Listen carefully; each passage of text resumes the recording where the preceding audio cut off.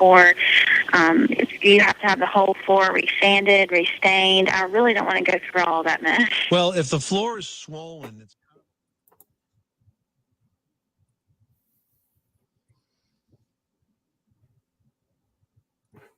been installing roofs all over southeastern Nebraska for 27 years and counting.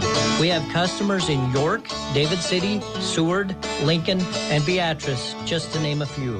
If you have experienced storm damage and need a new roof, contact us at 402-473-2975 or online at grclincoln.com.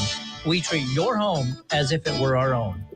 The A Street Market, your neighborhood grocery, has your weekly specials. 8 ounces Our Family cheese, 2 for $4. Bell and sweet peppers, 4 for $5. Progresso soups, 2 for $6. And Zesta or crispy saltine crackers, 2 for $6. Pick up Smithfield marinated pork loins, 27.2 ounces, just $6.97 each. Highland 2% milk, only $3.69 a gallon. And fresh baked scones, $1.25 each. At A Street Market, your locally owned grocery at the corner of 33rd and A, Lincoln. Those crisp fall mornings, the changing of the leaves, pumpkin spiced everything. There's nothing quite like getting out into the community to enjoy all that fall has to offer. Don't let allergies put an end to all of your fall plans. At Lincoln Pharmacy, your community health mart pharmacy, we're here to help you make the most of your fall. Find your allergy relief at Lincoln Pharmacy.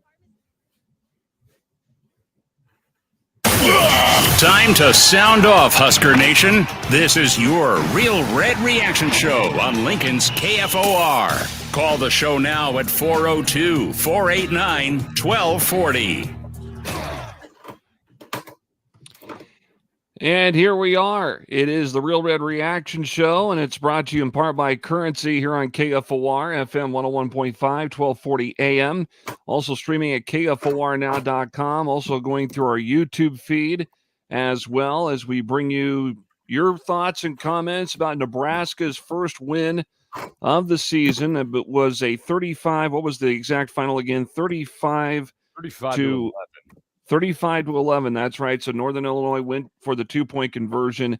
35 to 11, missed the ending to get ready for this show, of course. But 35 to 11, that's a big win for Nebraska. That's a big confidence boost. Welcome into the show.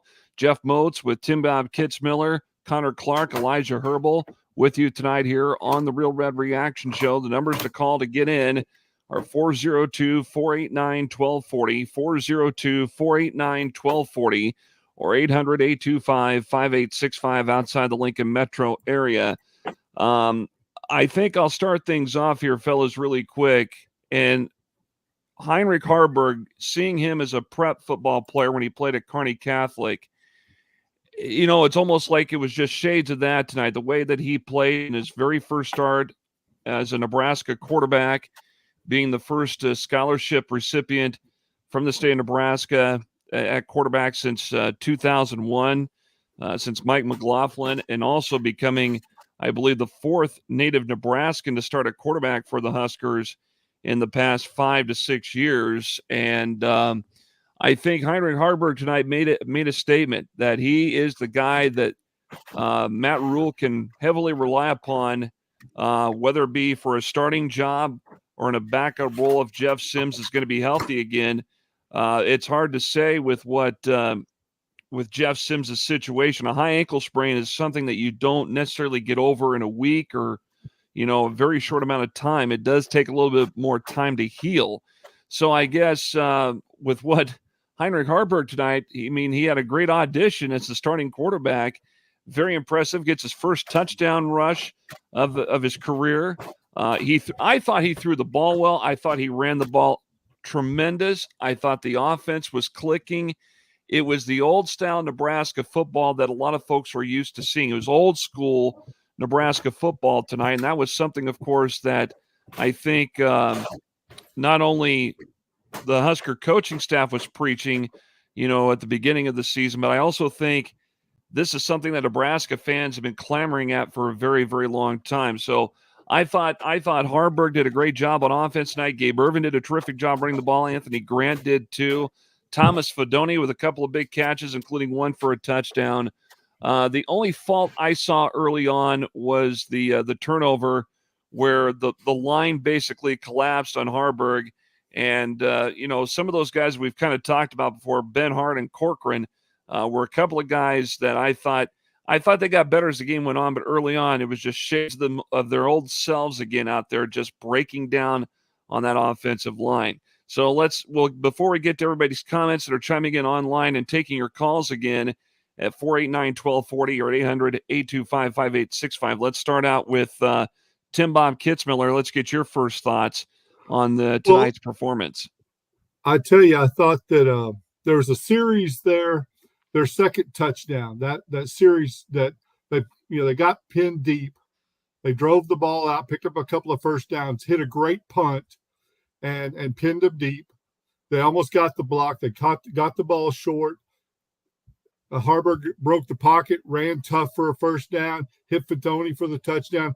That's the complementary football that Matt Rule is talking about, where the special teams does their job, the offense controls the ball, the defense gets the ball back for you on 3 and out in a short, keeping them against the goal line, and then they go and capitalize. That's what he's looking for, I think, as a complementary, complete series. So not just the offense, but all pieces of that series, from special teams to defense, to the offense, to the touchdown, is what we would like to see the rest of the season. Yeah, and whenever you look at what the quarterback performance was tonight from Harburg, I think that's the first place my mind goes is you thought there was quarterback controversy this past week in Husker Nation. Let the quarterback controversy begin truly following that performance by Heinrich Harburg. It wasn't perfect. It was a guy making his first start. I can nitpick a couple of things I didn't like from Harburg. Let's start there because I know everyone's going to be praising Heinrich Harburg tonight, rightfully so. He goes out and wins a football game. Only the one turnover, Tim Bob, as he said, that was more due to the pass protection than anything Harburg did wrong. I do want to nitpick, though, and start off by saying the guy had happy feet in the pocket a lot. He didn't step up and make throws, but at the same time, porous pass protection tonight. I don't think you can fault the guy for having some happy feet. There were free rushers coming his way a lot, and to his credit, he did a great job making some plays outside the pocket, getting what he could, not forcing anything downfield whenever the pocket did start to break down, taking his 1 or 2 yards on the outside and living to fight another down. Credit to him. He made that great throw down the sideline to Fedoni, and Fedoni made a great catch, but that was an even better throw by Heinrich Harburg. His ball placement wasn't perfect all night, but I will say overall, I was very, very impressed with Heinrich Harburg's performance, his poise tonight. Again, the one thing I come back to, a little bit of happy feet in the pocket, but who wouldn't have happy feet whenever there's 270-pound men staring you down, trying to bring. I mean, we all saw the Geno Smith moment this past week whenever Aaron Donald's running at him and he says, "Oh my God," in the middle of the pocket. It happens. I think you need to work on that moving forward. But I was very impressed with the performance of Heinrich Harburg. I was critical on the offensive line during our halftime hit with JP, Schmitty, and myself. I was critical on the offensive line's play, but I will say credit to Marcus Satterfield sticking with the rushing attack. You could see how that rushing attack really took its toll on the Northern Illinois front seven as the game went on. The guys that were flying around and making plays in the first and second quarter weren't making those same plays in the third and fourth quarter, and that's, to use the old boxing analogy in football, it was the body blow of the rushing attack. Nebraska got it. Those 2 and 3 yard rushes were turning into 5 and 6 yard rushes by the time the late third quarter and fourth quarter rolled around.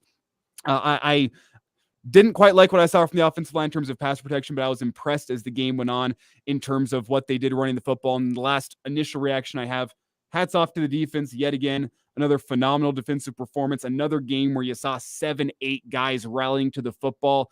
No matter where it was, whether it's an inside run, a screen outside, you had a lot of white helmets and red jerseys surrounding a ball carrier. And then you also cap the night off with the Javen Wright interception at the end of the night as well to get yourself even on the turnover margin, which is a win for the Huskers as well. So all in all, impressive performance by Nebraska. I think you have to keep in check who this Northern Illinois team is. But then again, they beat Boston College, who hang tough with Florida State today, a top 10 team in the country, and almost took down Florida State. So maybe this Northern Illinois team is better than people are giving it credit for. I don't think so. I think that was a great tune-up game, and I think there's a lot of positives to take away from it. It's not a finished product from Husker football, but I liked what I saw. Connor, your thoughts?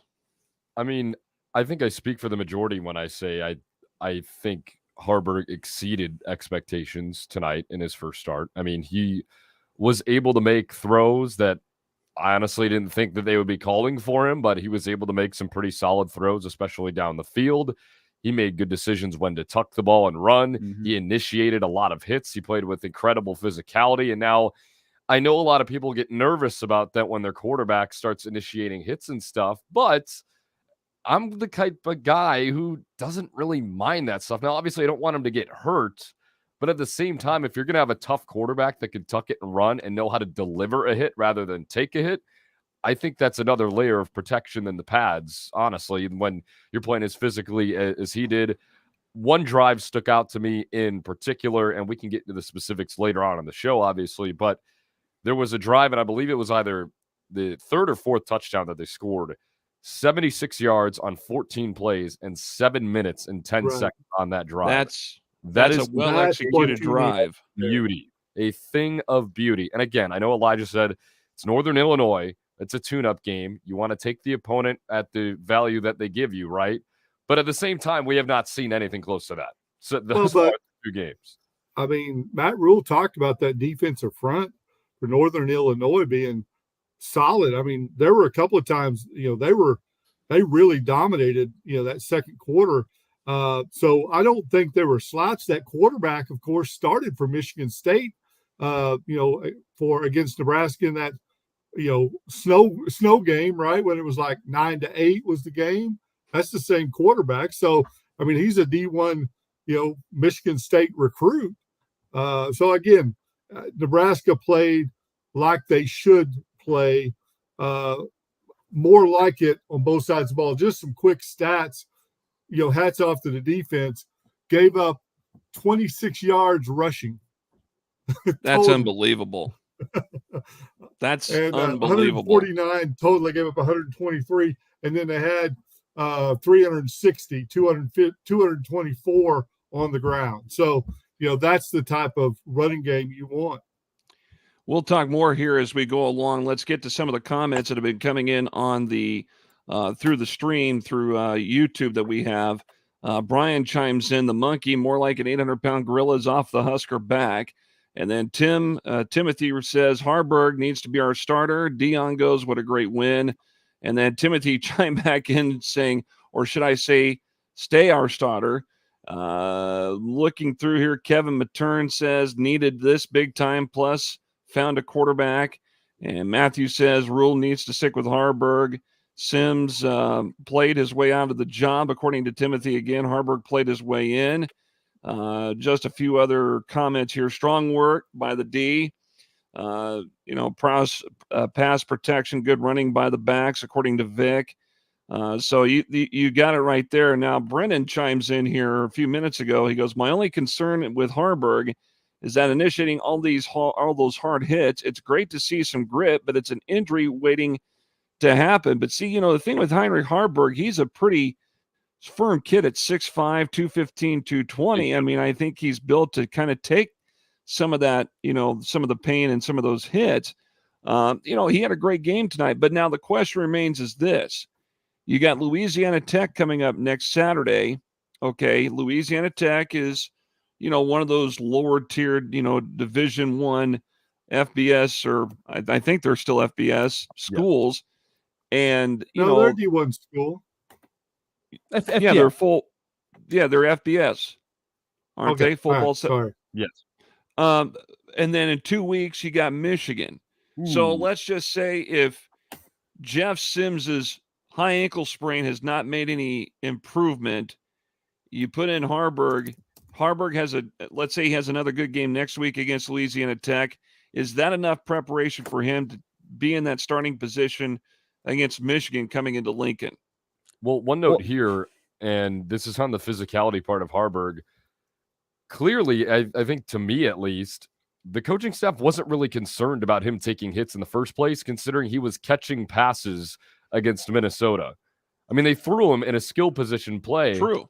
At tight end. I mean, they know the kid can take hits. They know he can carry the ball well. Again, you don't want your quarterback getting drilled every play, but if you know that he can take off and run, or if he's got a scramble or whatever the case may be, he can indeed take a hit, and it's not going to destroy him. He can keep playing. Well, it says something, I think, to the rest of the team whenever you've preached physicality and being the toughest team out there all fall camp long, even dating back to summer and into spring, whenever your quarterback is the guy who leads the way with that sort of thing. You know what? First drive, quarterback is out there lowering the shoulder and running through a defensive back. Fires you up. I think the rest of the team sits back and goes, okay, I see that.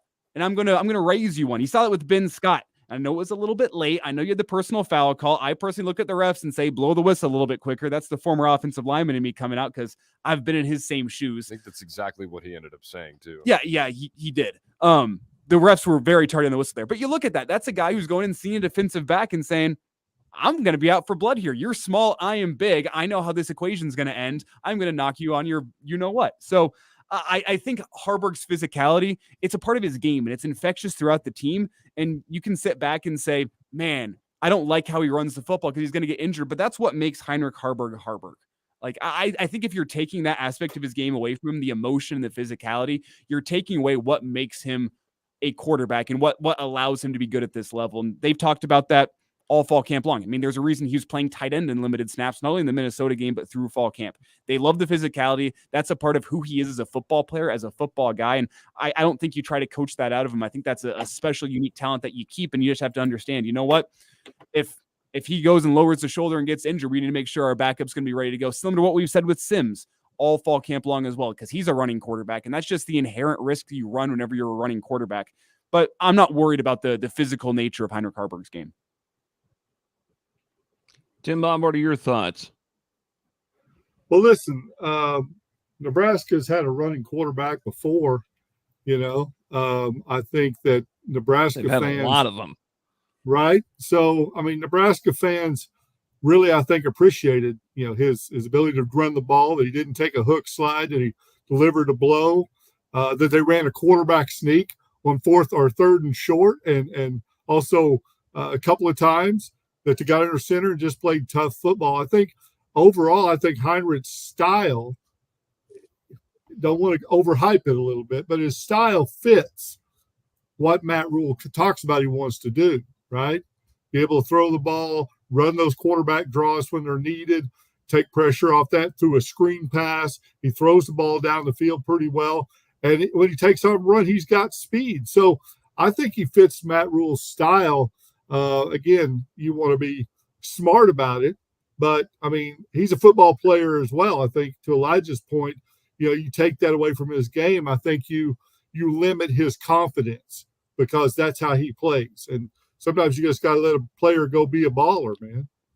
It's kind of like telling Steph Curry, hey, you're a shooter out here on the basketball floor. We don't want you handling the basketball. You're going to have some turnovers. Like, right. Yeah, Steph Curry's going to have some turnovers, but it's a part of what makes him him. Leave him camped out on the perimeter from long range, of course. Hey, the numbers to call if you want to get in and talk to us on the radio and also on our web stream, 402-489-1240, 402-489-1240, or outside the Lincoln metro area, 800-825-5865. That's 800-825-5865. On the chat, Stephen chimes in that Satterfield needs to get better at play calling, particularly his timing. Yeah, I can see that. I thought there were some times tonight where there was a little bit of confusion on what they were wanting to run. I know in the fourth quarter there was an option play or a run play where it was it Grant that was the tailback that was kind of confused. He kind of stood there in his spot, just stood there when Harburg started running the ball around right end.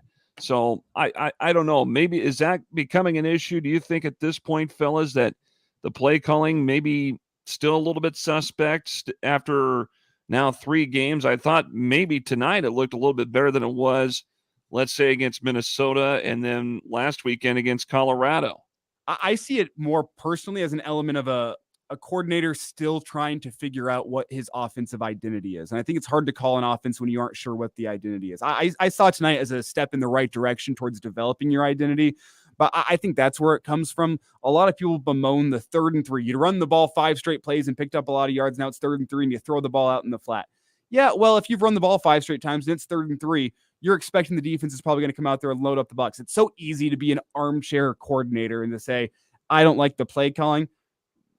I think you won 35-11. And you scored more points this game than you have any other game this year. I'm not going to nitpick the play calling in a moment like this. Maybe I'll go back and watch the film again. I always do my Sunday evening rewatch as I recorded the game, and I'll go back and rewatch the game. Maybe I'll have some more thoughts on that. I didn't have a problem with the play calling on my initial viewing, personally. I thought it was better tonight, more so, because now you're in front of, and I think the crowd helped out tonight a lot. The first home game, I think this is one of the later home games that Nebraska has had in terms of a home start since 1981, I believe. So we're going back to the days of Turner Gill and Mike Rozier and Irving Fryer and those guys. I looked this up just the other day. It was 1982, I believe. Oh, no, you were right. You're correct, Motzi. I shouldn't have doubted Motzi. Motzi's always right. It was 81 whenever you opened the season against Florida State on September 19th. I shouldn't have doubted Motzi. We even looked this up the other day. Damn. But yeah, and I'll tell you what, guys, I mean, you Connor and Elijah obviously weren't around for the scoring explosion back then. And Tim, Bob, you remember them from when you used to, root on the Oklahoma Sooners in your native of Oklahoma, but Sooner Magic every now and again. Yeah. And that's what made that rivalry such a special one to watch every year too. But, considering the talent level back then, though, obviously night and day compared to what you have right now. You've got a group of kids who are still learning a system and trying to establish something in terms of identity with what they want to do with the football and offense. Are you a run team? Are you a pass team? Are you a mix of both? What do you like to do? And we did not have that identity established at all against Minnesota or Colorado. Obviously, under a new coach and a new system, you're still trying to figure a few things out along the way. But, tonight I saw this team, and it looked like the teams of yesteryear that Nebraska would produce every single year. It was so impressive. And I think now this is your foundation block. And then you work on Louisiana Tech, and I don't think Tech's going to be a slouch coming into Lincoln next week. I think they may get. I was going to say they just lost to North Texas 40-37. So well, okay, put up some points. Yeah, they do. So they will pose a little bit of a challenge for Nebraska next week. But I also think it's another big preparation block for Nebraska to, get everything fine-tuned offensively. Your defense, I don't think there's anything wrong with your defense right now. I think the way that they've been, zeroing in on the run attack from teams, the pass coverage is a little bit better than it has been. Sometimes it can get out of hand. Obviously, we saw that happen a lot against Colorado last week, but, Colorado now is, head and shoulders above where Nebraska is at right now. But I think, this game next week is huge, and then really start to zero in on Michigan. But I think with what we've seen so far, tonight was again, I'll say it again. Tonight reminded me of those teams of yesteryear that you saw with either Tom Osborne, Frank Solich, where they were very efficient running the football. The pass game worked quite a bit, but more so the run attack looked pretty good.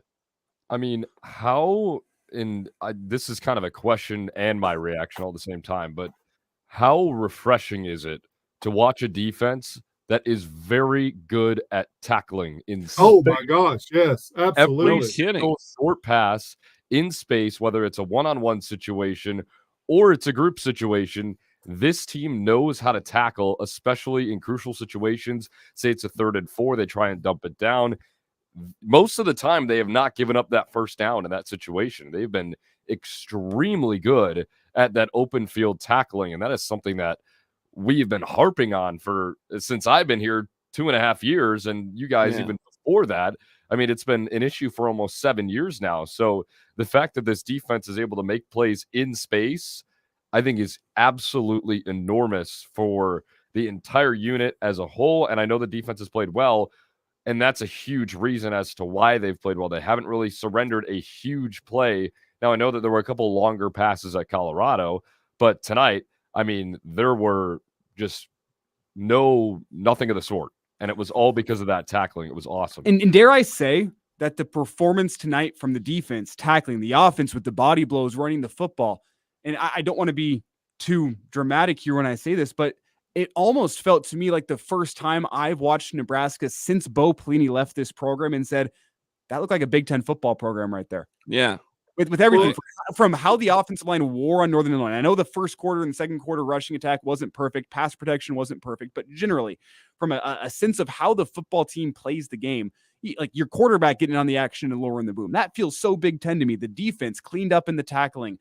Anthony Grant seeing a defensive back and instead of skirting out of bounds saying, you know what, I'm going to lower the shoulder into you and make you feel me. Like so many things about tonight made it feel like a Big Ten football game, even from how many times have you hopped on Twitter and looked and seen, oh man, I was only up 7-3 on some terrible non-conference foe. And then you look at the end of the game and they won by 4 touchdowns. It's how Big Ten teams win football games, and how Big Ten teams win football games is how Nebraska won a football game tonight. I think that's what felt so refreshing about tonight. And that's just kind of what one of the bigger takeaways I think I'm going to have as the week goes on is it's not perfect yet. It's not fully there, but what Matt Rule said about turning Nebraska into what you see from a lot of these Big Ten football teams and what you saw from Nebraska in yesteryear, it's starting to get there. Couple of really things quick. Go ahead, Tim Bob. Back to Connor's comment about the defense. There were just plays, not only the tackling, but where they were at. You know, one play they threw a quick screen out to the wide side of the field. The corner, and I forget which one it was, ripped through the outside, didn't give up shot his guns, and made the tackle right there like you're supposed to. I mean, it's textbook. They're in the right spots, not just tackling, but they're in position. I'm amazed at how quickly they've transitioned to this 3-3-5 defense, and it just seems to fit the athleticism of the team. The defensive line has played far better than I thought it would with the rotation of those guys up front. But on the back end, those safeties, those corners, they're coming up and closing quick. Linebackers flying to the football, and they're in the right position. That's the thing that's most encouraging about the defense. And to Elijah's point about the style, when you go back and watch that second touchdown, go back to where they punt the ball deep and Nebraska's pinned inside the 10-yard line, 5-yard line. That whole sequence, that offensive play, punt the football, defense, special teams, and then the score, that's Big Ten football that you need to see more consistency like you talked about with Iowa. But that's the blueprint I think Matt Rule's looking for when he talks about winning complementary football. We'll get to stats here in a moment. I want to point out really one quick thing. Kevin on the chat did say it was Turner Gill. I forgot. How could I forget about Roger Craig? Roger Craig was a big-time part of that 81 team. So Kevin pointing that out earlier. We'll get to more of your comments here in a moment. Here are some of the stats that we got in from tonight's game. The total offense for Nebraska, 382 yards of total offense versus 149 for Northern Illinois. When you look at rushing, Nebraska had 224 yards rushing to Northern Illinois' 26.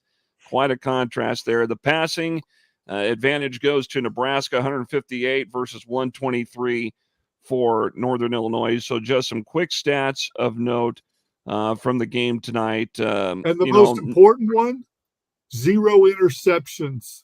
That's the big stat for the quarterback stat. And you're even on turnovers. That's huge as well. That Northern Illinois could have even been +1. They were Northern Illinois most of the game had that one turnover advantage, and I was waiting. I'm like, is the defense going to get one? I don't want to sweep that under the rug on the post game show because I'll be disappointed if you're negative. Javen Wright comes up big and gets that interception at the end of the game. Another stat that I think is so often not at the top of your mind whenever you think about football, and something Nebraska did a great job flipping the script on in the second half was that third down rate. The defense did a great job in the second half getting off the field on third down, and it's a credit to how they played on first and second down. Northern Illinois is behind the sticks a lot in that second half, but Nebraska was, if I remember correctly, 1 of 5 on third down at halftime. They finished the game 8 of 14, so they completely flipped the script there. Northern Illinois was 2 of 9 on third down in the first half, which isn't great. It's well below their season average as well. But they end up 4 of 15. So Nebraska's defense come into play in the second half. The offense, they were getting themselves into third and manageable, picking up the third downs. And I believe, I could be incorrect. You'll have to go back and check the stats. But if I remember correctly off the top of my head, it's the first time this year Nebraska has had a third down conversion rate over 50%. Now, we talk about the defense. Brian chimes in on the chat. He says, Tony White's 3-3-5 should have quieted all the whiners that you can't run a 3-3-5 in the Big Ten. So I think, tonight is a prime example of what that defense can do. But, once we get into more Big Ten play, starting with Michigan in 2 weeks, that's going to be the true test of how this defense can work against a high-powered offense like what the Wolverines have. And I was screaming it from the rooftops all off season long. Half the fan base didn't want to listen to me. I hope you listen to me now.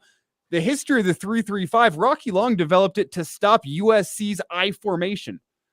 USC was running downhill back in the 80s, late 80s. Rocky Long developed the 3-3-5 to try to bring complex looks to stop the rushing attack, and everyone sees the 3 as the first number. They say 3 down linemen, it's never going to work against the rushing attack. It was developed to stop the run. And I'm glad that we're seeing Tony White prove some of the doubters wrong right now, because that defense has been the best part of this team thus far this year. That's not an exaggeration to say. The offense has been lagging behind severely, but the way that they've been able to tackle and stop the run has been just a huge success. And it's been a while since you felt that at Nebraska. I was going to say the 3-3-5 shut Michigan down when TCU ran it in the playoffs. I mean, really.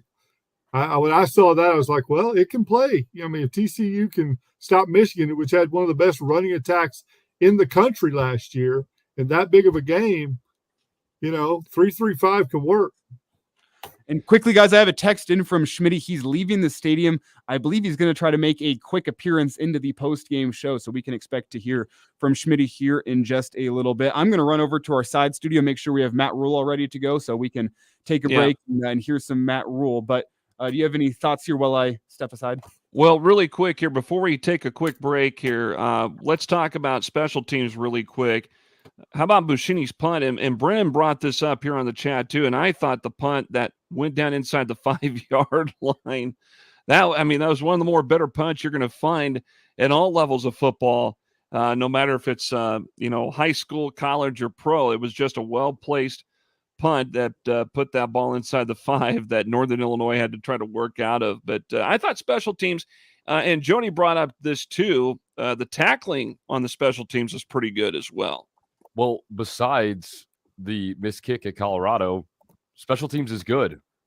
That's another thing you have not been able to say for a handful of years at Nebraska. The defense and the special teams, in my opinion, are both extremely legitimate. I've been very pleased with what I've seen from kickoff coverage. Kickoff return, there was one subpar one, but they haven't been stupid about, taking a ball 9 yards deep out of the end zone, right? And you had a big return against Minnesota with Ramir Johnson. So I've been very, very pleased with the special teams. You mentioned Bushini's punt inside the 5. Now, yes, the punt was good. I think the coverage was even better, because if the guy's not in the right spot there, that goes into the end zone because it bounced too hard. So I think around, if you're drafting a defense, special teams, and collegiate fantasy football, I think Nebraska would be a pretty good unit to have. I was going to point out, I was trying to think, it's the young man, is it Sanford or Sanford? Sanford. He played he downed that punt inside the yard. He had a huge tackle. He was all over the field in special teams. Big shout out to his coverage. I thought he played a whale of a game for his part of the game. Trying to find his number here. I apologize. Binkelman, Nebraska, stand up, though, with Phelan Sanford. Binkelman, Nebraska, stand up. That's what I was looking for. Sanford played his tail off on special teams. Big plays all over the field. The pride of Binkelman, Nebraska, a former product of Dundee County Stratton High School. So all the way from Southwest Nebraska. Let's take a quick break here on the Real Red Reaction Show provided by Currency. The number to get in and talk to us directly on the air and even on our web stream is 402-489-1240, 402-489-1240. If you're outside the Lincoln Metro, it's 1-800-825-5865, 1-800-825-5865. Jeff Moats, Elijah Herbal, Tim Bob Kitzmiller, Connor Clark with you tonight as Nebraska gets their first win of the season, 35-11 over Northern Illinois. More of the Real Red Reaction Show presented by Currency coming up after this on KFOR Lincoln.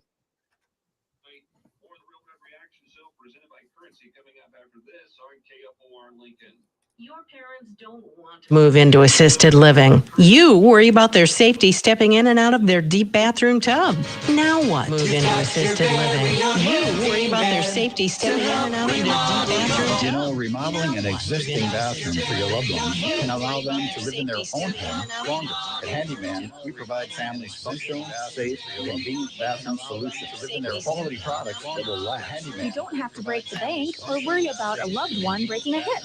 Rip out the old tub and replace it with a custom walk-in shower. Choose from over 60 wall types. You hear that? Base heights and accessories. Adjustable shower heads, grab bars, bench seats, and easy-to-reach shelves can create a safe environment in your loved one's bathroom. All through September, custom showers are on sale at Handyman. Construct a bathroom that gives you peace of mind and is easier for your loved ones to use safely. Your family will thank you. For the very best in bathrooms, come to Handyman under the arch on Sun Valley Boulevard, Lincoln. The athletic sale everybody has been asking for is going on now at Brown Shoe Fit.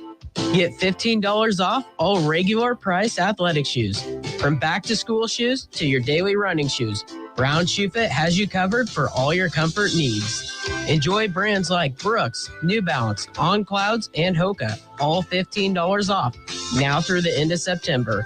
Some exclusions may apply. See store for details. Brown Shoe Fit Lincoln, 66 and Q. Thinking about upgrading your ride to an electric vehicle? Interested in the future of transportation in our community? Want to see what all the EV buzz is about? Mark your calendars for LES EV Ride and Drive on Sunday, September 24th. Lincoln's largest EV Ride and Drive event, presented by Lincoln Electric System, is scheduled from 9 a.m. to 1 p.m. at Haymarket Park. Attendees can take an EV for a spin, learn about purchasing and owning a plug-in vehicle from local EV owners and dealers, get a first-hand look at a variety of EVs on display, sit in on EV seminars, enjoy food trucks, and more. To reserve a test drive for an electric vehicle, visit les.com/drive. Sponsor limited, so same-day appointments can be made but are not guaranteed. Visit les.com/drive to learn more about electric vehicles and reserve a test drive at the LES EV Ride and Drive event. The golden rule is treating others as you would like to be treated. If it's your home or my home that we're putting a roof on, we try to do them all the same way. At Golden Rule Contractors, we believe in honesty and integrity. We strive to do our very best for you as the homeowner. This is Matt Berkey, co-owner of Golden Rule Contractors. We treat your home as if it were our own. Give us a call at 402-473-2975 or online at grclincoln.com. Help Lincoln's homeless. Join the 11th annual Project Connect Lincoln Tuesday, September 26th at Pinnacle Bank Arena, presented by the Lincoln Homeless Coalition in collaboration with the Department of Veterans Affairs. Project Connect Lincoln provides a one-day, one-stop shop for the many who experience homelessness in Lincoln on any given day. Team up with dozens of community organizations and lend a hand. To volunteer and find out more about Project Connect Lincoln on September 26th, go to lincolnhomelesscoalition.org. The athletic sale everybody has been asking for is going on now at Brown Shoe Fit. Get $15 off all regular price athletic shoes. From back to school shoes to your daily running shoes, Brown Shoe Fit has you covered for all your comfort needs. Enjoy brands like Brooks, New Balance, On Clouds, and Hoka, all $15 off, now through the end of September. Some exclusions may apply.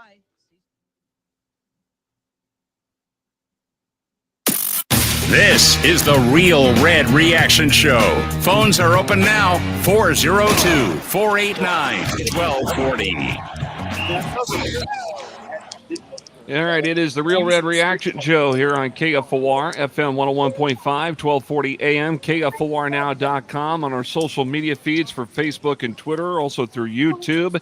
We got the gang here with us tonight, Jeff Moats, along with Elijah Herbal, Connor Clark, Tim Bob Kitzmiller. We're joined by our very own Chris Schmidt, who is joining us from outside Memorial Stadium. And Schmitty, this is something I think beyond a little bit of expectation from what we were anticipating during our predictions yesterday on the morning show. I thought a 28-14 victory for Nebraska, pretty close, 35-11 the final tonight. We've been talking about how well the offense looked tonight, how Harburg looked like he was a seasoned quarterback getting his first start in his career at Nebraska. Let's get your take from what you saw there tonight up in the press box at Memorial Stadium. Guys, good to be with you. And, hey, if you're a Nebraska fan, you're just smiling because you got to win, right? And the offense struggled at times. Offense looked okay at times, but really it was about the defense, kind of the tone they continue to set. And I think Rule absolutely nailed it with the goal, right? 95 yards rushing in that fourth quarter. And the program had to have a win anyway. Doesn't really matter what it looked like, but it kind of rounded into form in that second half. And you got a little bit of confidence with Harburg. Made some nice throws. Didn't really screw it up. Pretty good total offense. 150 passing yards, almost 100 rushing. And honestly, the third downs, Elijah, something you've circled a lot. Nebraska able to have a very strong second half with third down conversions. Oh, yeah, they really flipped the script on that, Schmitty, going from, as we talked about, 1 of 5 in the first half. They finished the game 8 of 14. So a fantastic second half in terms of third down conversions for Nebraska. But, Schmitty, I want to ask you, and appreciate you as you walk through downtown Lincoln. I saw you made it past the cop car without getting arrested. Proud of you. Nice work. Nice work. Well, it's kind of the German Shepherd pass, right? Oh, you got a German too. We're good. Right? So, Schmitty, I want to get your take on something that we've heard a lot in the StreamYard chat. Is Harburg the guy moving forward? Is there a quarterback controversy? What's your take on what we saw from Harburg as compared to what we've seen from Jeff Sims through the first 2 games? Do you think that job is now Harburg's to lose? Do you think Sims gets a fair shake at it next week because you don't want a guy to lose his job due to injury? Where is that quarterback controversy at, or has it just begun? You don't have a guy right now that can beat Michigan. And most teams don't, right? So you see how healthy Sims is, and he's your guy. If he can't take care of the football, then you know you got Harburg in your back pocket. And you let them both battle. Who takes care of the football? How healthy is Sims? And with Harburg, he didn't do anything to Gary Sharp photobombing you in the back. I'm getting photobombing you in the back. I'm getting photobombed from behind. That's sweet. We got topless men running around. Wow. But, I'm not going to make a topless woman joke. Move on. No, we're not. I just passed along the observation. Hi, Gary. So, no, I think you let him battle it out. And you shouldn't lose your job to injury, but you got to take care of the football. I agree. But the question is, and you know very well, Schmitty, high ankle sprains don't heal quick. It does take a little bit of time. If he's not ready for Louisiana Tech, obviously it's going to be Harburg. But what if he's not ready in 2 weeks for Michigan? Then you just keep building with what Harburg can do. And, I liked the first drive, fellas, where 4 quarterback, make that 6 quarterback runs. I think Heinrich had 21 carries. Nebraska isn't going to care how they get it done running the football. Honestly, they can't just line up and hand off early in ball games and get yards with the running back. Offensive line was brutal in the first half. They wore down Northern Illinois in the second half, but man, they're a far cry what they need to be in the first half running the football. Still a liability. Offense goes in spurts where they'll get some decent field position. That helped them out tonight. And then they had the long 90-yard drive, which was nice to see. So it's still a bit of a mess offensively. It looks better, but it's still not great. Yeah, no, and that's where I was going to go, Schmidt. It looks better, but I think you have to take into account the opposition that Nebraska played tonight as well. No, that's exactly it. If you're being honest with yourself about it, they're still miles and miles away. But again, that's what Matt Rule was talking about. Incremental steps. I said it earlier. There were some sequences there that looked like, and we talked about Big Ten football, where you punted the football, you got special teams, your defense got a stop, you got the short field, you drove the ball down the field, and you scored. That whole complementary football is what we're talking about. It's not just offense or defense or special teams. That's what Matt Rule's trying to get to, in my opinion, is that complementary football where, there is a sequence, not just offense, defense, but the whole sequence that happens. And you saw that second touchdown, and you saw it some in the third quarter. No, you nailed it. That's what flipped the ball game, right? It went from being 7-3 to 14-3, and it was because you pinned them. You got a 3-and-out, 5 3-and-outs by the defense, by the way, tonight. 3 sacks, 5 TFLs, 1 pick. And you had that sequence where you're able to pin them, get a short field, and then hit Fedoni. But back up before that, they were pinned. Nebraska was pinned back inside the 5. They drove the ball out close to midfield so they could flip that field and get that punt. That's the sequence I'm talking about. The offense to special teams to defense to offense is what Matt Rule's trying to get to. No, and you nailed it. That was the key part of the ball game, because you at least got out from your own shadow, right? And then you were able to flip it and eventually get pay dirt with that touchdown. Now, early on in the game, Schmitty, when the turnover happened with Harburg and it's 1st and goal from your own 5 for NIU, I mean, how important was that stand for the defense? Because that's early on. You let them score at 7-7. Instead, you forced a field goal at 7-3. Not saying that NIU would have, ran away with a game if they scored there or won the game. That's not what I'm saying at all. But how much that was a tone setter for the rest of the game for that defense? It was a giant statement, wasn't it, fellas? Where not only do they get held to 3, but they go -8. Right. I think that might be a more compelling stat. Really stood up.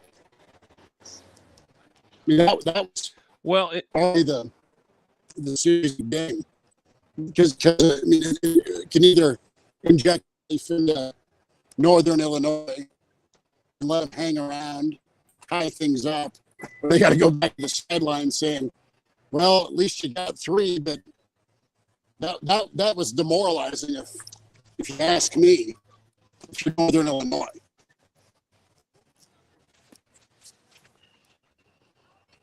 (402-489-1240), the number to call, 402-489-1240 if you want to chime in here on the Real Red Reaction Show tonight as we talk about the Nebraska victory over Northern Illinois, 35-11.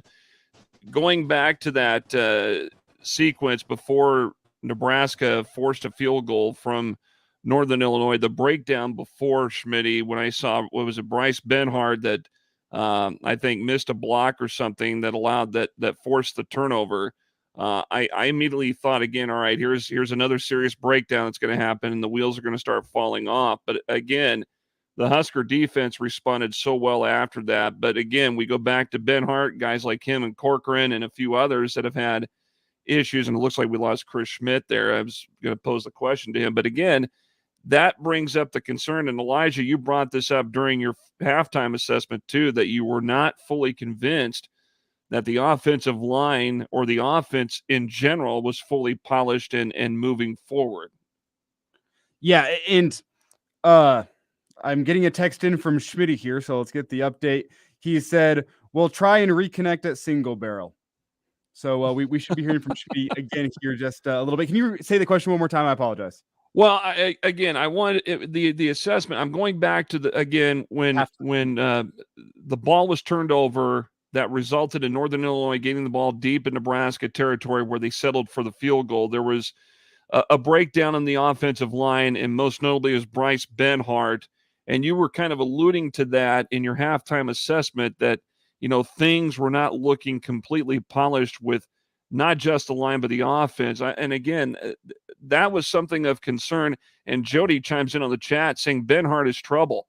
I don't think, personally, I don't see him living up to the expectation of being one of these top linemen. He's become more of a liability than anything else for that offensive line. And tonight was a step back for Benhart. He had a fantastic first 2 games of the season where I think he was almost leading the way for your offensive line. Took a bit of a step back tonight. I think you can give credit where credit is due. Number 1, let me look up the roster. James Esther for Northern Illinois.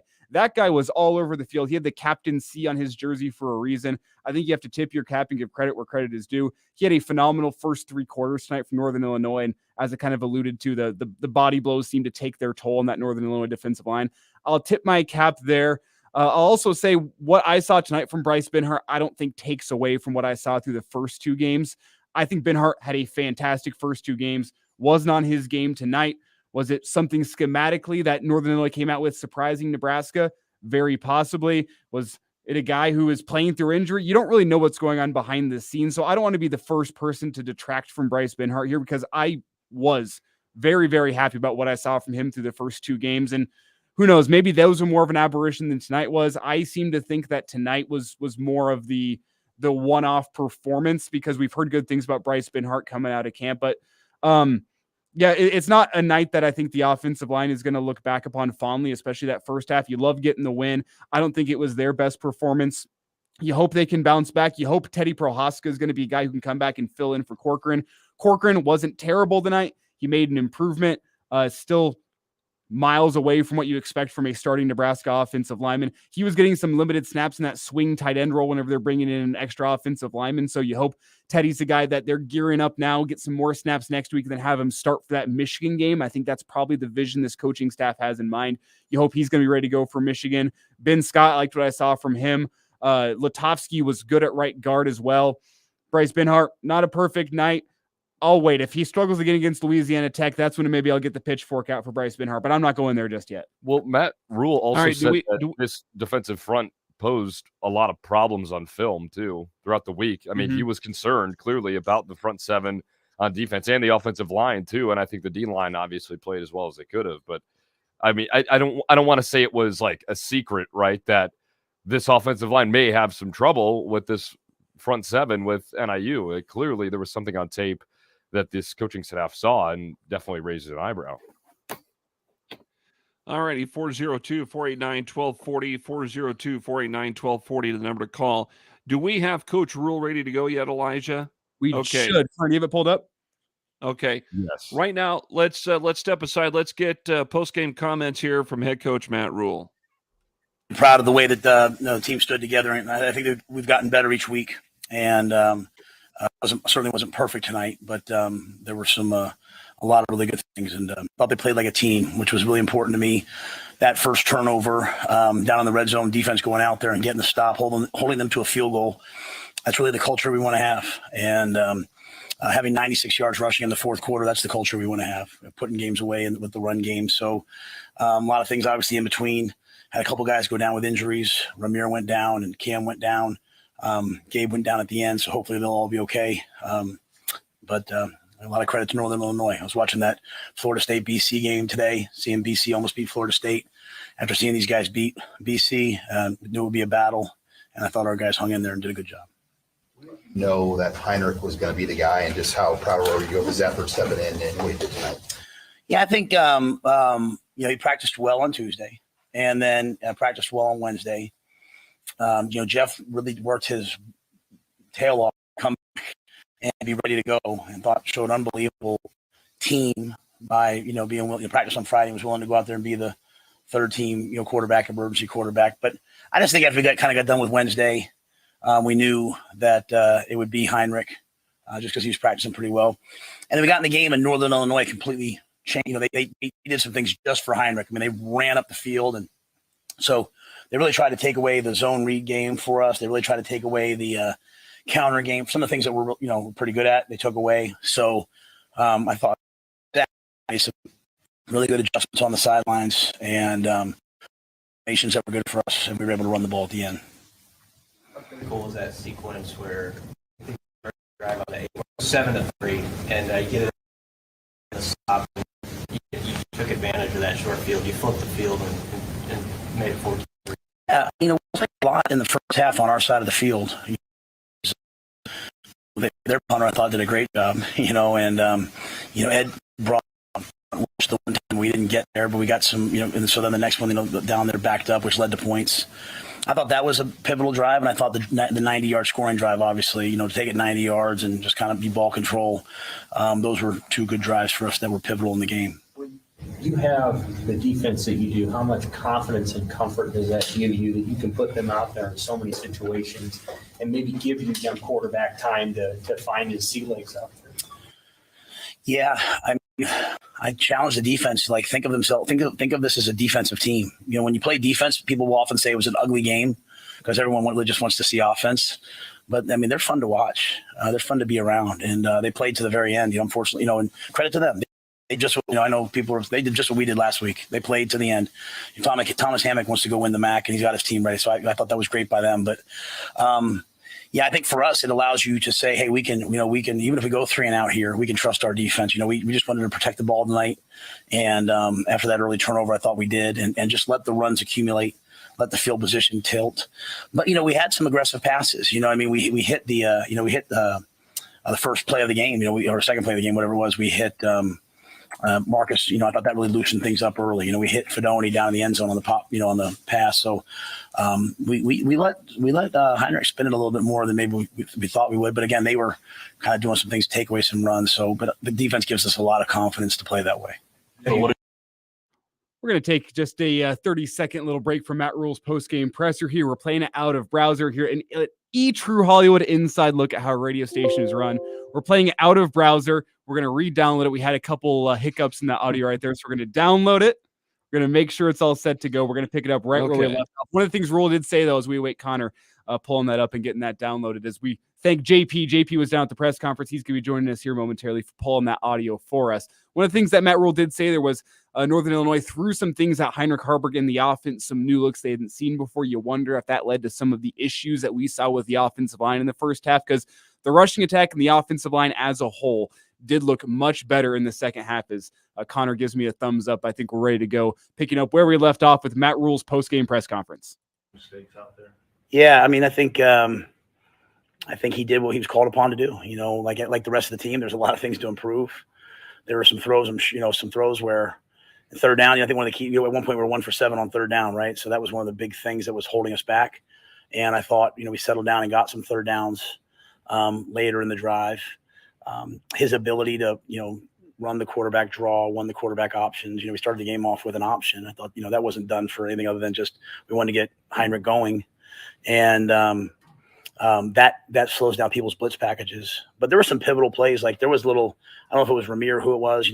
They brought max blitz and we checked into a quick little tailback screen. And early on in the first half, we beat the blitz. And then second half, we hit Gabe.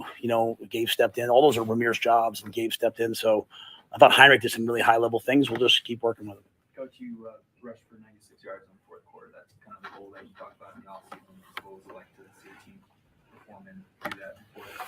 Yeah, we always talk about fourth quarter shutout and 75 yards rushing in the fourth quarter. That's the formula to win. It was awesome to see Javen. I think that was Javen, right? Jump up and intercept that ball. Unfortunately, I really respect their quarterback, and principals. We talk about going and blocking the quarterback, so we just have to block him with just your hands. Principal, I don't think, was trying to be disrespectful to him. I really respect Lombardi, but that's kind of how we want to play at the end, right? Put some pressure on the other team, especially I've never coached in an environment like that. With the crowd like that on our side. And, that really affected the game, I thought, too. So, but yeah, getting those rushes, finding some things, we found the outside zone. That was a good matchup for us. And the backs made the runs when they had to. How do you feel getting one under your belt? Thank you. What's that? So sorry. How do you feel about getting a win under your belt? Yeah, I know for a lot of the fans, and for a lot of people that care deeply about this program, this game was probably about having some hope that things are moving in the right direction. For the players, and I appreciate them, let me just say that. I got on that bus today. We walked out to that bus, and I've never experienced anything like that. We got booed the first play of the game on offense. I've experienced that before in Philadelphia, but I've never experienced the crowd and all those things. And that was great. I thought it was awesome. And I thought the crowd played a huge role today. And seeing all the kids at the tunnel walk and all those things, it's like before the game, Giff walked up to me and he said, "You know what, Coach, no matter what, this will never get old." And I said, So I thought that was great. But I think the biggest thing, so as much as it would probably hope for a lot of people that this is working and that we're moving in the right direction, for me, this was about belief. I believe that what we're doing is working. I believe we're doing it the right way. I believe that we could overcome, the first 2 games and being close, but not close enough in the first one. So I thought the players showed a lot of belief, and they showed a lot of belief in each other. And that's, in today's day and age, sometimes that can be hard, but we have special players, and I was glad they got the win the way they got it. I mean, that's how we're going to play, and at least for right now. And, on offense, I think the biggest thing that happened was they started to bring the plays to life, right? We were just executing Marcus makes a play. The backs make some plays. Bullock makes a play. Fedoni makes a play. The play Fedoni made on the sideline, that's who Thomas is. And so, we just got to keep going and keep driving that.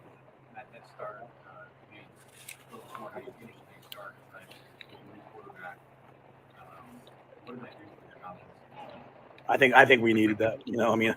Again, I'm not a big start fast guy because you're sitting there 7-3, and then you're 7-0, all of a sudden you fumble the next drive, and it's like, all right, what's next? But I think our team probably needed a little juice like that, and our team needed that. And then I was proud that there was kind of some lulls after that, and then we sort of found, because we're just kind of growing up together. When you have, it's not like we're a team that can't run the ball, so we run the quarterback. Like, we're an zone option team. Like, we're going to do that. Like, it's part of our offense. So I don't care who the leading rusher is. I'm saying? Like, we're going to run all those guys. And I thought, those guys learning that people are going to play it differently every week, and you just have to keep probing until you find the right thing, like finding the 4 wide zone read. We had a couple where if he pulled it, it would have been a touchdown. He finally pulled it, and we were out. So I was proud of all that. What were your thoughts on Nash's performance tonight, especially in the first half? I'll be honest with you. I can't sit here and tell you who played great on defense because it felt like they all did. I thought we had great interior pressure inside. Thought a couple of times we were close to getting a sack, and we just gotta keep working those guys getting their hands off. But we're playing so many guys on defense. We're just rolling guys in on defense, and everyone's kind of playing to a standard. And honestly, when I don't know how many plays you play on defense tonight. I'm sorry. When you play 58 plays and you're rotating guys, there's probably some guys that are starters that played, or starter caliber that only played probably 15, 18, 20 snaps. So, but that's, we had a good night. So, but I thought, Nash is one of the stalwarts on our team, and he and Ty really set the tone inside. Anticipate the defense being this on point in terms of execution. They seem to know where things are going before the snap. They get there, the hustle, all that. Did you anticipate it being this good, this way? I think if you think back to me talking in preseason, I was always pretty confident about, people would ask me about the D-line, and I said, I think we're going to be okay. And I was always pretty confident. But, those guys have played a lot of football. Mike Dawson's I've known Dawson a long time. He's a heck of a football coach. Chenander's, actually, Barrett Root, those guys are really good football coaches. So they played for really good coaches, and they know football, and they played a lot of football. So now you got Luke Reimer out there. He knew one scheme, and now he just kind of changes it. And they went through that change. Bill Bush is an unbelievable football coach. They played for some great coaches, and now they're coming in. It's a different scheme, but tackling's tackling, running the ball's running to the ball. This isn't me I told our team this, and I think our team agrees. We have excellent players on the trade teams and the scout teams. We got Demetrius Bell and Quentin Ives. These guys are going to be unbelievable Huskers someday. So I think we practice really competitively. But I thought early on that the defense was going to be really tough to deal with. But we haven't even hit we had one Big Ten game. There's a lot more to be seen. We got to get better this week. Okay. Coach, I know it's premature, but all things considered, Jeff Sims, I know the fans want to know. Jeff Sims, is he fully healthy next week? Do you open this up as a competition, or is Jeff Sims still your guy? Yeah, I think we figured out that both quarterbacks are good quarterbacks. The situation that Jeff went and played in the first 2 games was difficult, okay? And a lot of things that weren't his fault were pegged on Jeff Sims. So we got a lot of confidence in Jeff. We've known all along that Heinrich can play. We got a good situation. I won't talk any hypotheticals. I don't know who's going to be healthy, who's not. But I know we can win with both guys, and you guys know how I feel about Chubba. So I think we have a lot of players. I think the biggest thing for us is, just continuing to find the guys on offense who can make plays for the quarterbacks, So those runs that AG made at the end, Gabe made at the end. We're just going to keep finding guys. All right. Thank you very much. There you have it. Head football coach Matt Rule after the 35-11 victory tonight for Nebraska over Northern Illinois. Comments here just moments ago following the victory tonight. Jeff Moats, Elijah Herbal, Connor Clark, JP from Kicks 96.9 joining us along with Chris Schmidt and Tim Bob Kitzmiller on the Real Red Reaction Show, presented by Currency. 402-489-1240 is the number to call if you want to get in and share your thoughts as well. We're also taking to the chat tonight as well. But you heard him mentioned a few things that caught my attention, that the identity in particular was to be an option or a run-pass type option football team. I guess after tonight, is that somewhat a step toward the right direction in assessing what Nebraska's identity is? Let's go with Chris Schmidt first on that. A power football team. They want to be a downhill running football team. They may want to be that, but when push comes to shove, there's still a work in progress about becoming that power football team. They're not a first team, a run first team. Unless the game is working,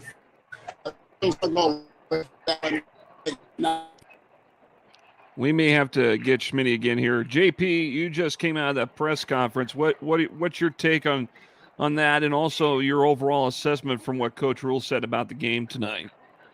Well, he was very pleased with parts of the game tonight, and you can see there was a little bit of frustration in the offensive line. You can see that from the sideline. You can see that in the broadcast today, that there's some frustration on the offensive line part of things, because he does want to be that run pass type of offense, and if the line's not working, then it's not going to work. But he was very complimentary about Heinrich. He was very complimentary about Jeff Sims. He is not going to tell anybody who the quarterback is going to be for next week. That's not going to happen. I think we do have potentially a very good battle for the top spot, which, again, isn't a bad thing. Competition builds character. It builds more competition, makes you want to play harder. And you could see it when Heinrich talked, and you get to hear him a little bit later on with the audio, that he was very honored to be able to be a part of this and be able to run this offense. And when it was running well and he was able to do what he could do, and his confidence level gets higher and higher throughout the game. And even his roommate, Thomas Fedoni, who got a touchdown pass from him tonight, said that it was like he flipped a switch. He was a different guy from practice to this game. And that's what we were hoping for in Heinrich coming in and playing quarterback in replacement of Jeff. And something I said following the Minnesota game, before the Colorado game, something I think really holds a lot of weight on a night like tonight. Something I saw on Twitter, I think it was Josh Pate. He does a great podcast, Late Kick with Josh Pate. Check it out. I'll give the plug where the plug is due, because I'm stealing this from him. He said, no free shout-outs. No free shout-outs, but I'm stealing this from him. So I'll give credit where credit's due. He said, foolish men draw conclusions from week one. Wise men make observations week one. If you saw that game tonight and you're drawing the conclusion that Heinrich Harburg is the guy, he's your starting quarterback, he's better than Jeff Sims, I think you are a foolish man. I think we saw one game against a defense with not a whole lot of context. I think if you would come out of tonight saying Heinrich Harburg needs to be the starter moving forward, I think you need to slow your roll significantly. I'm with JP on this one. I think tonight means there's going to be a quarterback dilemma moving forward for Matt Rule. There's going to be some controversy. I think you go into this next week of practice with an open mind, knowing you need to have your guy by the time Michigan rolls around. I wouldn't be surprised if we saw both guys on the field next week against Louisiana Tech. I wouldn't be surprised if it's an open week of competition. And next Saturday, excuse me, getting choked up thinking about the quarterback controversy. I think that you're going to have both guys on the field, and you're going to say, if you guys want this job, if you want the starting job, whenever a top 10 team in the country comes to town and takes us on our home field, you go out and earn it through a week of practice and through what you do next Saturday. You want to have that guy ready by the time you're getting your game prep ready to go from Michigan. But I don't think you want to draw a conclusion based on what you saw from one game against the Northern Illinois defense. Well, yeah, and to combine what both you and JP just said, I mean, competition factor is great, right? Because it makes you play harder, as JP said. And then as you just said, Elijah, Michigan's coming up in 2 weeks. So that adds a whole nother element, right? I mean, you want to be in that moment. If you're playing high-level Division I football, you dream about playing in that type of game, in that type of environment, a helmet game, a combined 1,800 wins. So how do you go about that if you're A, Matt Rule, or B, the two quarterbacks in question? I think that makes for a really interesting competition here over the next couple of weeks. I would say, in my opinion, this should be an open competition from here on out. I think that's fair to say. I agree. I don't think you should make a fair conclusion right now that Heinrich Haarberg should be your starter going forward. On paper, maybe you can make that argument, yeah, but it's been one game against Northern Illinois, and that's no disrespect to the Huskies, but it's a more inferior opponent than what we've seen the past 2 weeks. And I'll just jump in here and say, I know Heinrich Haarberg only had the one turnover, which wasn't his fault. He had 2 or 3 more passes, which if you're playing a defense like Michigan are probably going to be turnovers. You have an overthrow and a deep ball. You have one that went off the defender's fingertips. And then you have another one that was down the sideline. That was kind of the jump ball to Marcus Washington that fourth quarter. A couple of dangerous throws. I think if you're playing a defense like Michigan's going to bring it down in a couple weeks, they might be turnovers. I'm not going to sit here and say that Jeff Sims was going to turn that ball over 3 or 4 times against Northern Illinois tonight, and that's why he shouldn't be the starter. It's so hard to draw conclusions from just 1 week of football, and that's why I'm not willing to go to the place of saying it's Heinrich's job to lose. I think we need a larger sample size from Heinrich Haarberg. But here's my point, okay? You think about last week when Sims was struggling, right? He threw an interception. He fumbled the ball. They asked Matt Rule at halftime or after the game, I had no thought of pulling Jeff Sims. I think that's because he didn't have a sample of what Heinrich was going to look like. Now, if Jeff Sims struggles, he drops that ball, he throws the interception, Matt Rule doesn't have a problem going, I'm going to pull him and set him for a series and get his head together, because that's what it does for you. You may start Sims, but now he's got an ace in the hole to go. If Sims struggles, I got a guy I can put in there who has confidence, who can flip the switch and go play in big-time football. And I think that's a good insurance policy to have too, Tim Bob. I think that's a pretty good point. He finally got to see what Heinrich Haarberg could do on the field in a game-time situation for a full 60 minutes of football. And obviously, Heinrich Haarberg passed that hurdle. Now the test is going to be whether or not that's going to be the case if something happens with Jeff Sims in 2 weeks against Michigan. Can Haarberg step up to the challenge again? I think he probably could. It's not going to be the easiest task in the world either. Okay, I got to jump in here.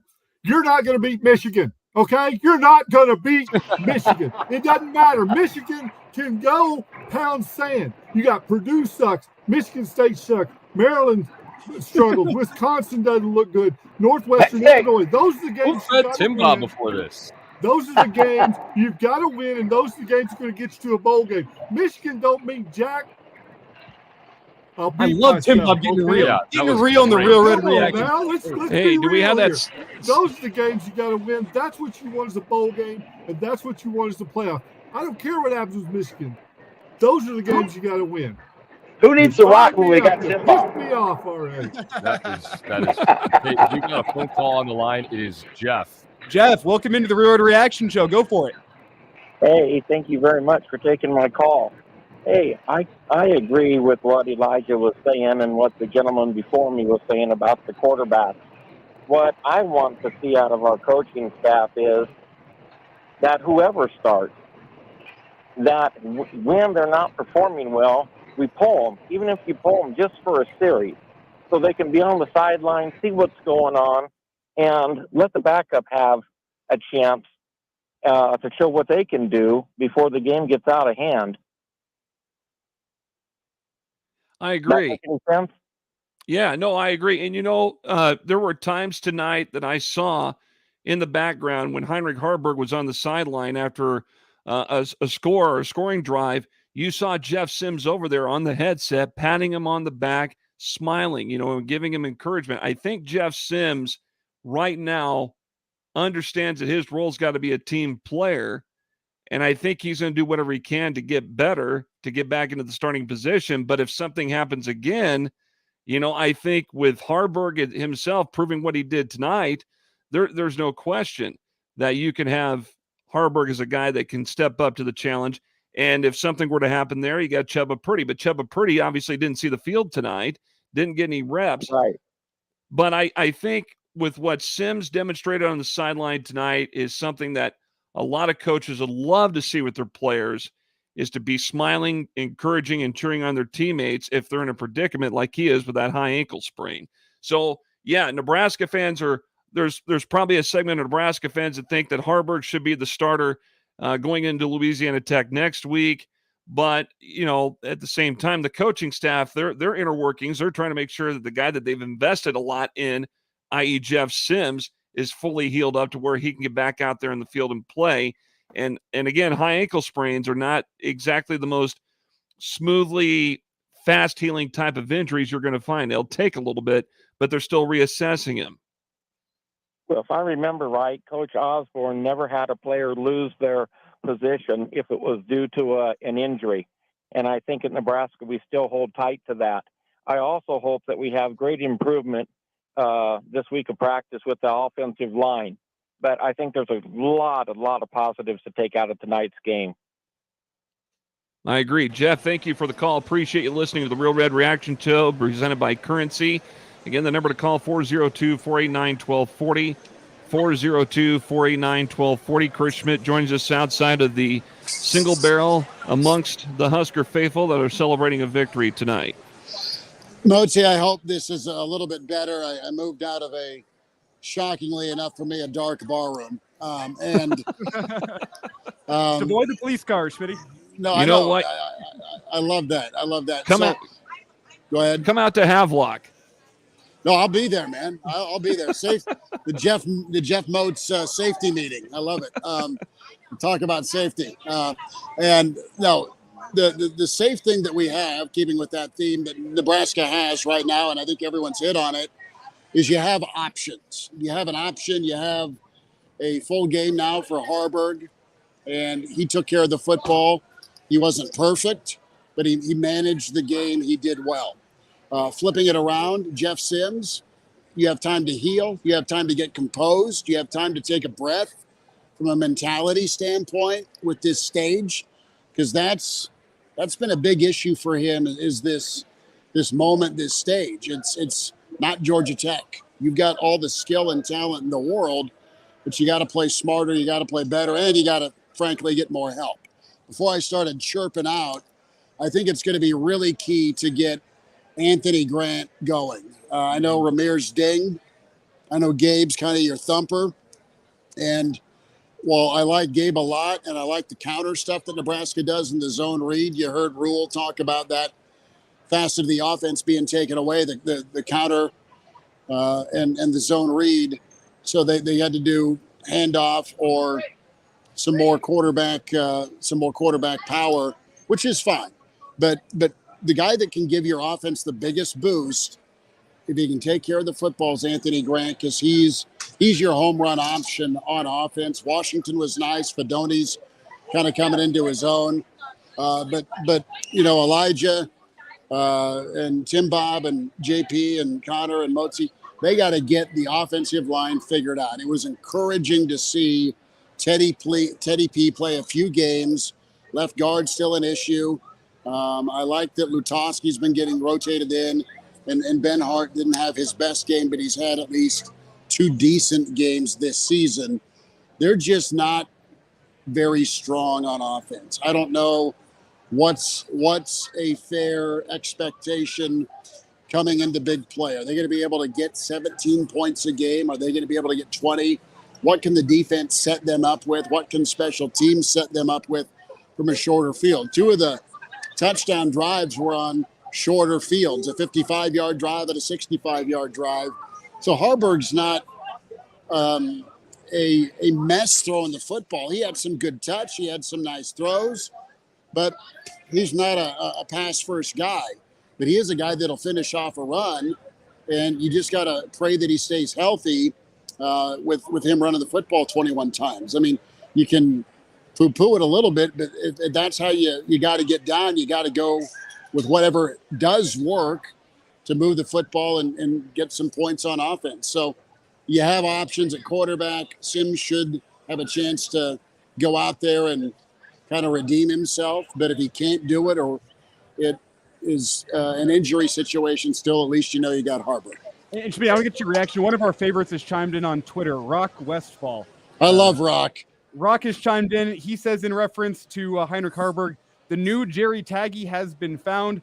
Order your bulletproof vest. Downtown Detroit in the Quick Lane Bowl beckons. Wow. Wow. Well, I don't disagree, A, with the bulletproof vest take in Detroit, or B, the fact that Nebraska can and should go bowling with this defense.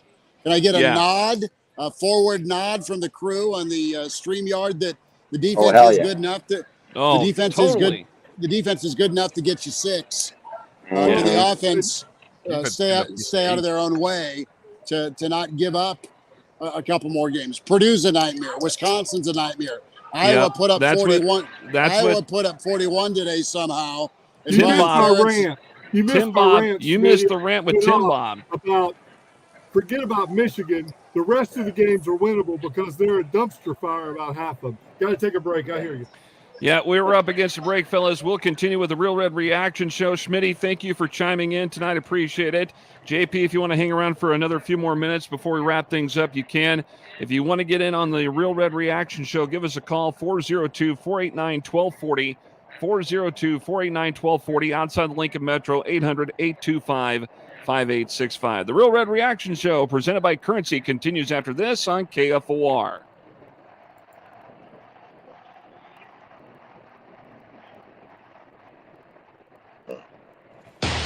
Here's the news you need to know. United Auto Workers go on strike at 3 plants affecting the big 3 manufacturers. Hunter Biden's legal mess makes President Biden's path forward a lot more rocky. The war of words continues between Speaker McCarthy and Matt Gaetz. Stay connected and find out what's next.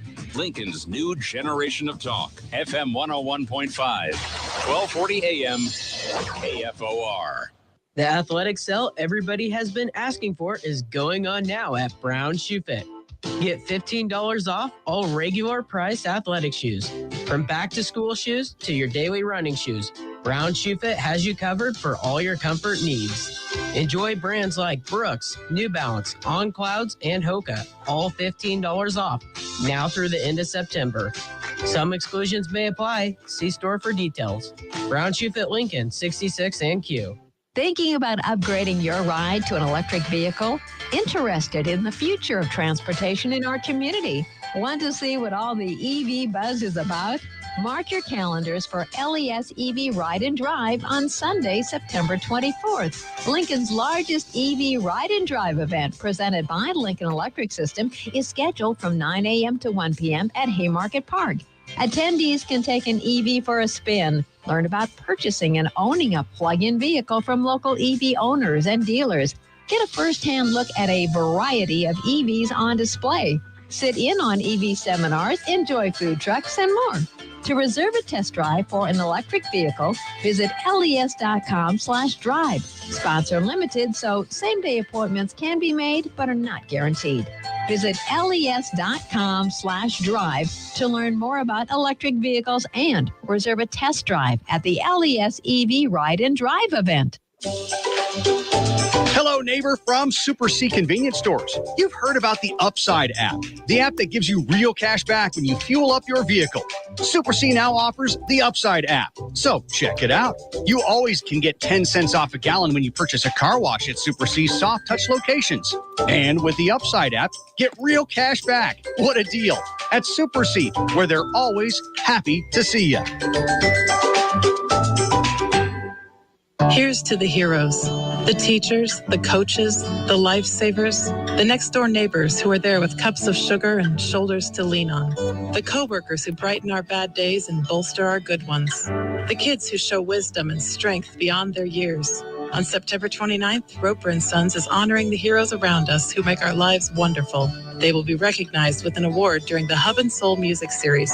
Nominate your hero by September 22nd at roperandsons.com/heroes. Hey, this is Lisa Stofan. Heard the Mark Patrick weight loss hypnosis hype? Well, I attended because my father stopped smoking with hypnosis. Hypnosis eliminated my desire for soda and fast food, made me want to exercise, and I lost 60 pounds in 6 months. My energy level exploded. I went to another session to deal with some other problem foods, and I lost another 10 pounds. In fact, I brought my husband. He lost weight. More important, cholesterol and blood pressure improved. My friend went, and she lost 20 pounds in the first 2 months.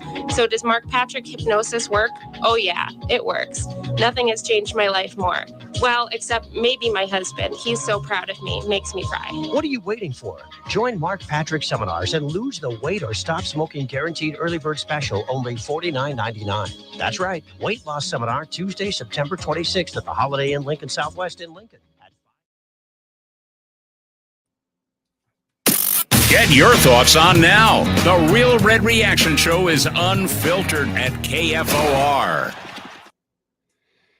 Jeff Moats, Elijah Herbal, Tim Bob Kitzmiller, Connor Clark here with you on the Real Red Reaction Show presented by Currency here on KFOR, FM 101.5, 1240 AM, and KFORnow.com. Also through the apps for Hail Varsity Radio and our Twitter and Facebook feeds, as well as we are closing in the final moments of the Real Red Reaction Show for tonight. Of course, Nebraska winning 35-11 over Northern Illinois. My understanding is that Colorado State has scored a touchdown, and I believe they just went ahead of Colorado. If I'm correct me if I'm wrong. I'm not watching it right now in my office, but I think that's what we're gathering. At least that's what Jody chimed in and said on the chat. So interesting out there tonight out in Colorado, no question. I'm because being a bad journalist, I'm assuming they made the extra point. So yeah.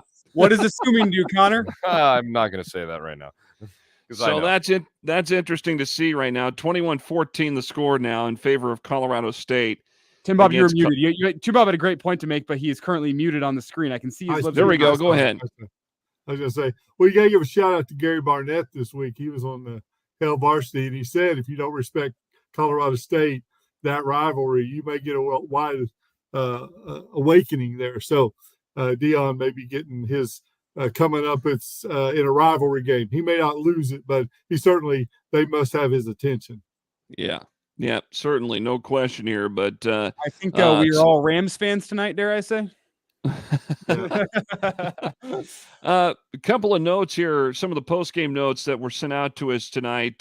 Senior linebacker Luke Reimer had 2 tackles. His career total now 257. He's now 10th all-time on the Nebraska career tackles list, passing now Mark Munford for 256 and tying Ed Stewart with 257. And, Luke Reimer is a kid that we saw play at Lincoln North Star in high school and has really matured and has really become such an important component of that black shirt defense. Such a great leader out there too. And I think this kid has really got the heart and soul of what it's like to be a black shirt and to represent that. I want your guys' thoughts too about how he's done so far here through 3 games this season. He's come so far. We saw him play, Mosi and you and I did some games with him in it. He was always an athlete, and his instincts were always good on the defensive side, but he's just rounded into such a mature player, such a smart player, and a physical player. I mean, he always had that attribute, but I just see him playing smart, making the right calls, being in the right place. And I've just kind of honored to have called a high school game where so many of these kids, Gifford as well, we've done some of these high school games and seen them, mature from that level to the next. And it's kind of cool. And the maturity of all of those linebackers, all of them Nebraskans. I shouldn't say all of them, but the 3 guys that have been playing the most snaps at a linebacker spot for Nebraska. Luke Reimer, pride of Lincoln North Star. I know previously he was 8-man in Kansas, but Lincoln, Nebraska, we're going to claim you moving forward. Luke Reimer, the pride of North Star, making plays out there. Nick Henrich, the pride of Omaha Burke, making plays out there. How different does he look coming off an ACL injury? You worry about the mobility of a guy like that. He looks leaner, meaner, and faster this year. His agility has been really standing out to me since he missed game 1 in the past 2 games. John Bullock, a walk-on from Creighton Prep. He's a special teams all-star, and then this coaching staff finds him. They decide they have something in him. He's all over the field making plays. Those 3 linebackers are playing the most snaps all of them from Nebraska, and all of them have just made such significant strides this offseason to change their game and fit themselves into a Tony White defense. I think they all deserve some praise. Yeah, I agree. I mean, just kind of like everybody on the defense, they've played really, really well, and their tackling has been really, really good. And I mean, other than that, I know that's a pretty blanket statement, but at the same time, I think it's reigning pretty true when you talk about really anybody on the defense. And I know we talked about it on Hill Varsity yesterday. Maybe the turnover number for them could be a little bit higher, and that's really the only area where I would complain, if you will, with this unit. I think everybody that you just mentioned, Elijah, has been fantastic. It's awesome that they're all from within the state borders, and that's something that has been preached a lot over the past couple of coaching regimes as well. I think all of them know the importance of that, and obviously the added pride playing for your home state as well. They've looked phenomenal. I love the strides that they made from last year, and this defense is so much fun to watch. It's part of the reason why I'm wearing the Black Shirts polo right now, and I'm a huge fan of watching a really good defensive unit of 11 dudes just flying around on the football field. And it's not just 11 dudes, though. You heard what Matt Rule said. 25 starters only playing, 12, 15 snaps. There is such depth at this defense, and you don't see a drop-off. There's not a big, you're seeing that many guys getting reps all across the front line, that front seven, even in the back end, and you're not seeing any drop-off from, series to series or game to game. They're getting better. So I think that makes the defense even more remarkable that he's playing 24, 25 guys and they're all playing lights out. So hats tip to the defense. It's been that way, but on this level, even more so, I'd say this season. I know we have continue, Mosi.